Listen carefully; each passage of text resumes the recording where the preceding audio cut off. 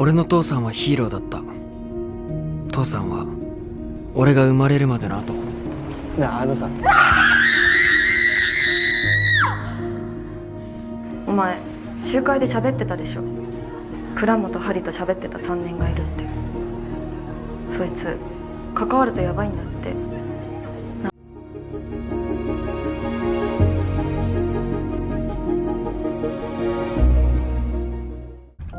Kisah dimulai saat seorang siswa kelas 3 SMA bernama Kiyosumi Hamada datang terlambat ke sekolah. Hari itu adalah hari upacara pembukaan tahun ajaran baru. Sesampainya di sekolah, ia menyelinap ke barisan paling belakang, di mana Kiyosumi melihat ada siswi tahun pertama yang sedang dilempari dengan gumpalan kertas. Nama si gadis adalah Kura Motohari.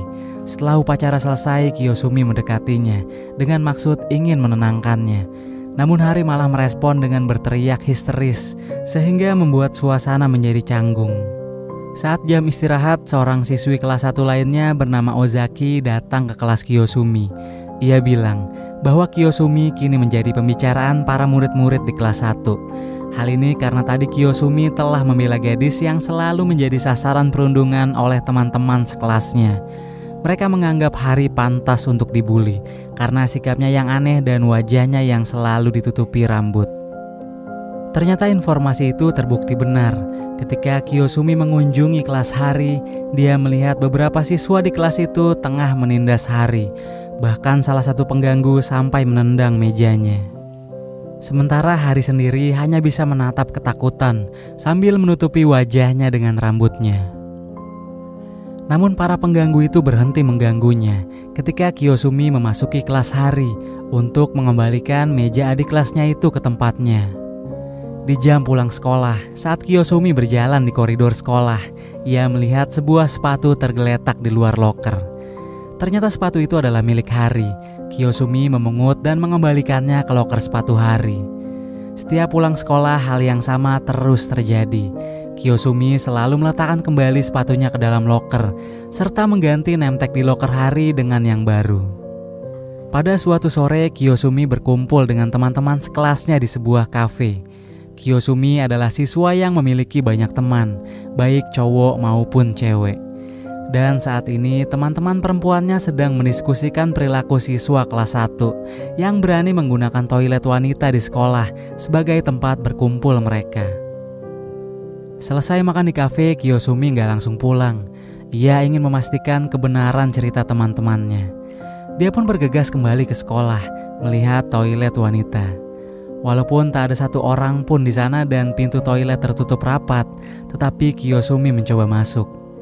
Di dalam dia mendengar suara dari bilik yang terkunci di ujung ruangan.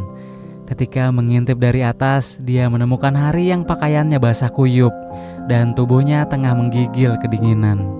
Kunci untuk membuka bilik sebenarnya berada di dekat Hari, tetapi dirinya gak mau membuka pintu karena takut jika pulang dalam keadaan basah kuyup, ayahnya akan marah.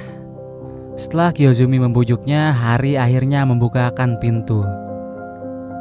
Kiyosumi segera memberinya baju olahraga dan jaket miliknya agar Hari tidak kedinginan. Kiyosumi kemudian mengajak Hari untuk menemui bibinya yang membuka jasa laundry, di mana mereka bisa mengeringkan seragam Hari di sana.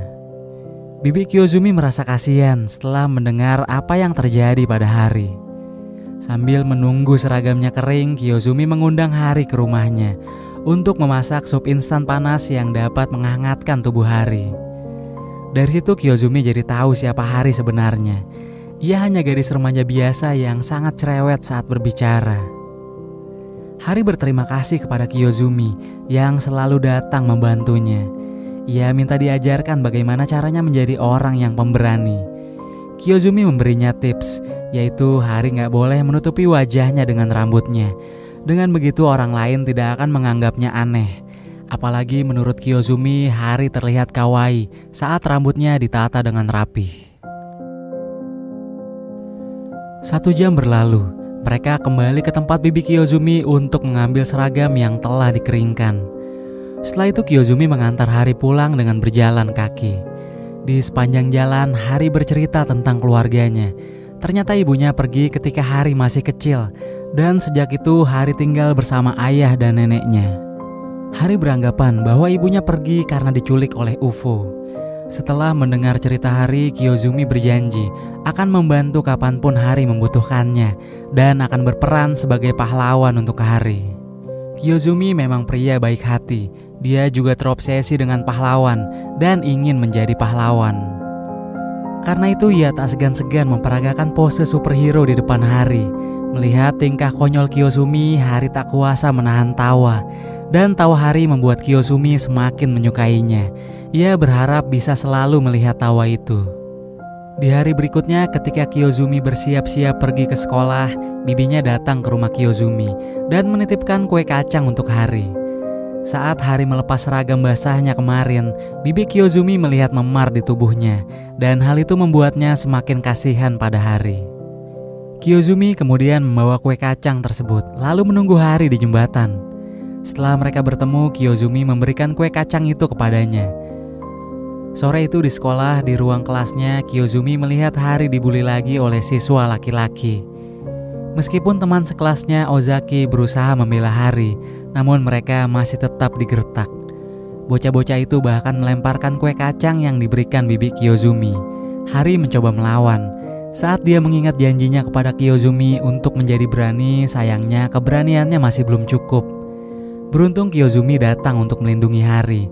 Namun akibatnya wajah Kiyozumi terkena kue kacang yang dilempar dengan keras hingga melukai wajahnya dan dibawa ke ruang UKS. Saat mereka bersama di klinik, Kiyozumi menyarankan Hari untuk melaporkan intimidasi yang diterimanya di sekolah kepada ayahnya. Namun Hari menolak karena ia sangat takut dengan sang ayah. Hari bertekad akan melawan para pengganggu itu sendirian tanpa sepengetahuan ayahnya. Mendengar hal itu, Kiyozumi jadi penasaran dengan kehidupan keluarga Hari. Pada hari-hari berikutnya, hubungan Kiyozumi dan Hari semakin dekat. Setiap paginya, Kiyozumi menunggu Hari di jembatan untuk pergi bersama ke sekolah. Suatu pagi saat mereka berjalan bersama ke sekolah, Ozaki mendekati mereka berdua dan memberi Hari sebungkus permen. Saat Hari menerima permen tersebut, Kiyozumi tak sengaja melihat pergelangan tangan Hari yang memar akibat pukulan. Meski terkejut, tapi Kiyozumi memilih untuk tetap diam. Di kelasnya, ia meminta temannya untuk menggenggam tangannya kuat-kuat. Kiyozumi ingin tahu seperti apa rasanya memar. Temannya menurut, dan akibatnya tangan Kiyozumi terasa sakit. Rasa penasaran Kiyozumi terbawa hingga ke rumah. Dia terus memikirkan siapa yang menyakiti Hari, hingga gadis itu mendapat banyak memar. Besoknya, Hari meminta Kiyozumi untuk mengajarkan matematika. Hari merasa bahwa ia tak pandai matematika dan perlu mendapatkan pelajaran tambahan untuk mengejar ketinggalan. Kiyozumi setuju dan mengundang Hari untuk datang ke rumahnya. Sepulang sekolah, Hari ikut pulang ke rumah Kiyozumi dan mereka menghabiskan waktu untuk belajar bersama.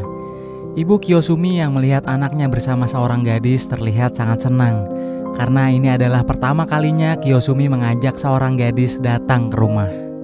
Sorenya setelah mereka selesai belajar, ibu Kiyozumi mengantar Hari pulang dengan mobil. Dalam perjalanan, Hari melihat mobil ayahnya di depan mereka. Hari kemudian memanggil ayahnya untuk menepi. Wajah sang ayah terlihat tidak bersahabat. Ketika ibu Kiyozumi meminta maaf karena membuat Hari pulang terlambat, ayah Hari menanggapinya dengan kaku. Ibu Kiyozumi juga bertanya tentang nenek Hari di rumah. Mendengar itu, wajah ayah Hari tegang. Dia menuduh Hari telah memberitahu ibu Kiyozumi tentang keluarga mereka. Kemudian ibu Kiyozumi mengoreksi dengan mengatakan tentang sulitnya merawat orang tua di rumah. Ayah Hari menjawab bahwa nenek Hari dalam keadaan sehat dan tinggal di panti jompo. Setelah itu mereka saling berpamitan untuk pulang. Pada keesokan harinya, Kiyozumi menunggu Hari di dekat jembatan seperti biasa. Tapi Hari tidak muncul, bahkan setelah Kiyozumi menunggu lama. Karena khawatir, Kiyozumi kemudian bergegas mencari Hari di kelasnya. Dia terkejut, ternyata Hari sudah duduk di bangku kelasnya dengan wajah yang ia tutupi rambut seperti dulu. Hari juga berusaha menghindari Kiyozumi serta menolak berbicara dengannya. Keesokan harinya, Kiyozumi menaruh makan siang di loker sepatu Hari. Namun Hari mengembalikan makan siang itu ke dalam loker Kiyozumi.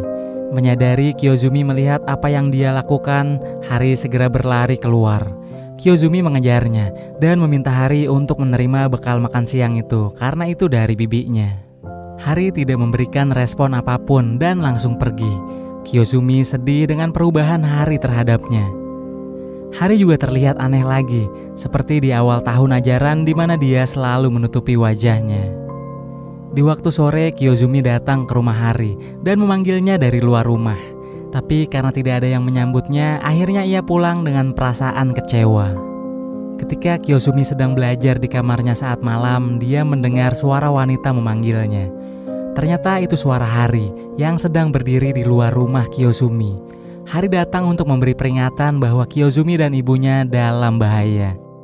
Hari meminta mereka secepatnya melarikan diri karena UFO yang pernah ia maksud sudah bersiap untuk menyerang. Mendengar akan hal itu, Kiyozumi menyadari bahwa UFO yang dimaksud adalah ayah Hari.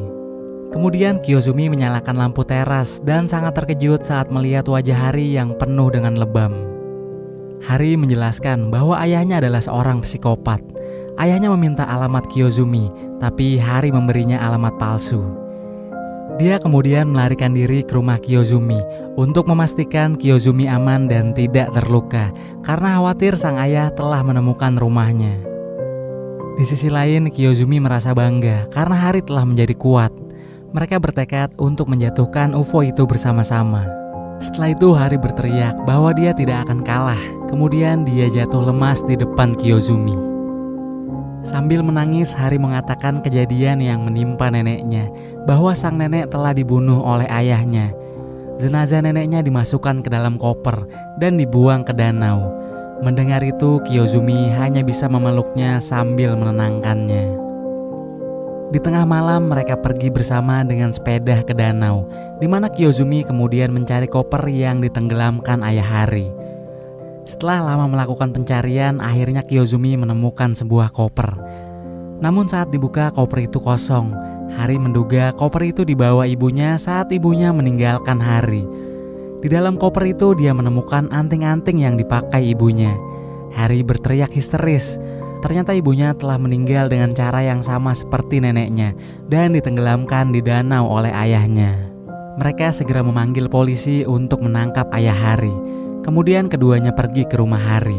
Namun sebelum mereka bisa memasuki rumah, ayah Hari memukul mereka dengan tongkat golf yang membuat keduanya terbaring tak berdaya. Kiyozumi dan Hari kemudian diseret ke dalam rumah untuk dibakar beserta dengan rumahnya.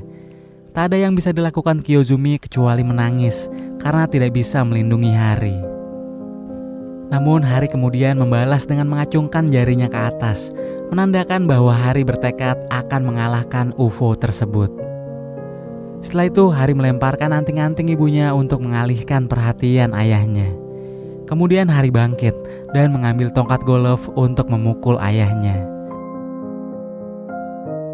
Kemarahan Hari telah membuatnya kehilangan kendali. Dia terus memukuli ayahnya sampai ayahnya akhirnya mati. Hari lalu mengucapkan kata selamat tinggal pada Kiyozumi. Beberapa waktu kemudian Kiyozumi dirawat di rumah sakit. Sementara itu Hari yang telah pulih dari luka-lukanya kemudian mengubah identitasnya karena ingin melupakan semua tragedi yang pernah dialaminya. Polisi juga menindaklanjuti pembunuhan ibu dan nenek Hari dengan mencari mayat mereka di danau. Bahkan Kiyozumi juga diinterogasi oleh polisi. Namun Kiyozumi mengatakan bahwa dia hanya membantu Hari keluar dari bayang-bayang ayahnya. Setelah keluar dari rumah sakit, Kiyozumi menjalani rutinitasnya dengan kembali ke sekolah. Dia merindukan sosok Hari dan terus menunggunya di dekat jembatan sebelum berangkat ke sekolah. Tapi sejak saat itu Hari tidak pernah datang. 2 tahun telah berlalu. Kini Kiyozumi sudah menjadi mahasiswa. Saat berjalan pulang dari kampusnya, tak disangka ia berpapasan dengan Hari yang kini sudah tampak berbeda. Rambutnya tidak lagi terurai seperti dulu saat masih SMA, tapi sekarang diikat dengan rapih. Mereka kemudian akhirnya bertemu lagi dan menikah. Setahun berselang, mereka sebentar lagi akan memiliki anak. Ketika Hari menjalani proses persalinan, ia terlihat berjuang sendirian di rumah sakit untuk melahirkan bayinya. Sementara Kiyozumi terjebak macet di tengah jalan karena adanya sebuah mobil yang hanyut ke sungai. Di sini hati nurani Kiyozumi sebagai pahlawan muncul.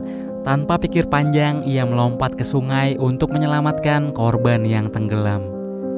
Kiyosumi akhirnya bisa membantu semua korban. Namun sayang, ia sendiri terseret oleh derasnya arus sungai dan tewas tenggelam. Hari berhasil melahirkan seorang bayi laki-laki dan membesarkan bayinya sendirian tanpa kehadiran Kiyosumi. Namun Hari sering menceritakan kebaikan Kiyosumi kepada putranya, sehingga putranya bertekad akan melanjutkan warisan sang ayah untuk menegakkan keadilan. Bahkan suatu hari putranya meniru pose superhero khas Kiyosumi yang membuat Hari tertawa karena ia teringat masa lalunya.